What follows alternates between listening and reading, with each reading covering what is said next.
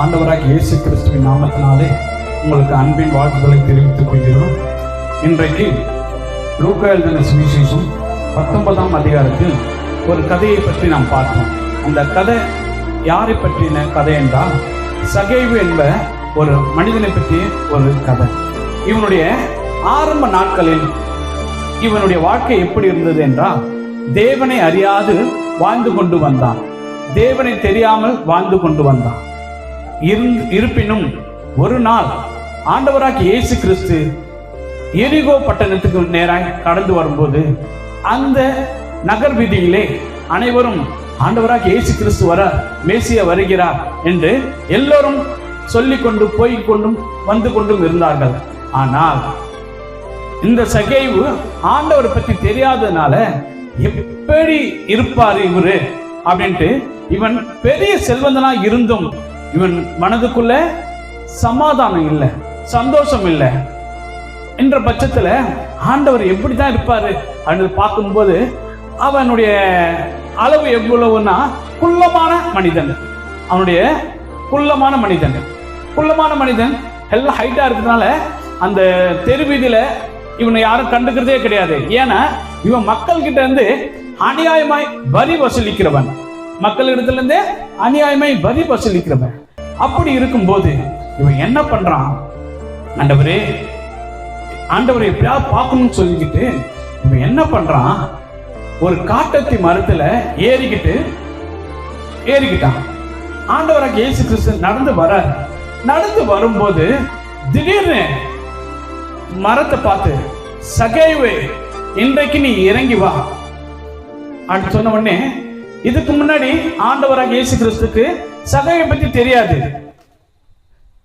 அப்படி இருக்கும்போது அங்க இருக்கிற கூடி இருந்த மக்கள் எல்லாம் என்ன சொல்றாங்கன்னா, ஐயோ இவன் பாவியான மனுஷனாச்சே. யார? சகேவை பத்தி சொல்றாங்க. பாவியான மனுஷனாச்சே அப்படின்னு எல்லாரும் முறுமுறுக்கிறாங்க.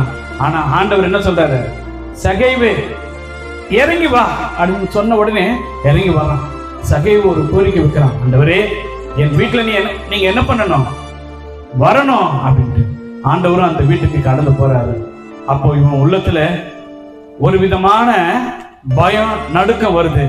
ஐயோ பரிசுத்தமுள்ள தெய்வம் எங்க வீட்டுக்கு வந்தாரு, நானும் எப்பேற்பட்ட மனுஷன், பாவியான மனுஷனாச்சே. ஐயோ அப்பனா நான் என்னுடைய பாவத்தை நான் என்ன பண்ணணும், அறிக்கையிடணும்.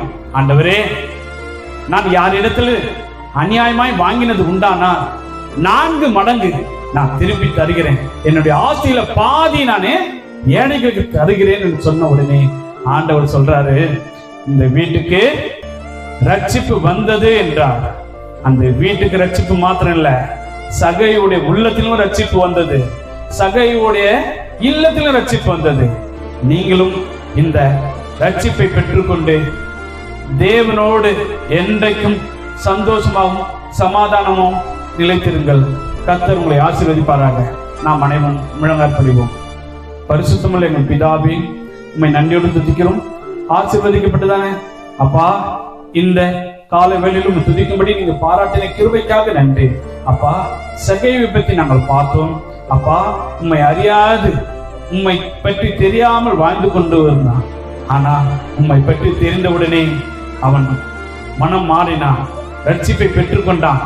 இதே போன்று ரதவே, இந்த அப்பா வீடியோவை பார்த்து கொண்டிருக்கிற ஒவ்வொருவரையும் ரதவே அப்பா ஒரு மாற்றத்துக்கு கொண்டு வர வேணுமா ஜெபிக்கிறோம்.